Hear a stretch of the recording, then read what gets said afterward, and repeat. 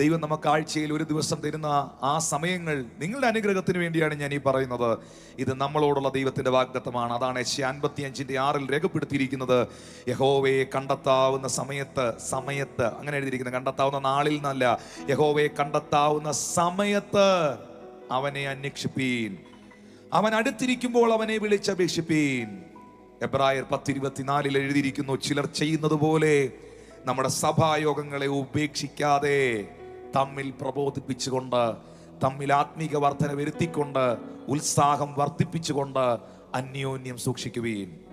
അങ്ങനെയാണെങ്കിൽ വിശുദ്ധ ദിനങ്ങളെ, ദൈവം തരുന്ന ആ ദിനങ്ങളെ വ്യർത്ഥകാര്യങ്ങളിലും ലോകപരമായ കാര്യങ്ങളിലും നേരം ചെലവാക്കി, അല്ലെങ്കിൽ സ്വന്തം വേലയ്ക്ക് പോയി ആ ദിവസത്തെ ബഹുമാന്യയോഗ്യമല്ലാതാക്കി തീർക്കാതെ ആ ദിനത്തിന് ദൈവം കൊടുത്ത പ്രാധാന്യത ദൈവജനം കൊടുക്കണം.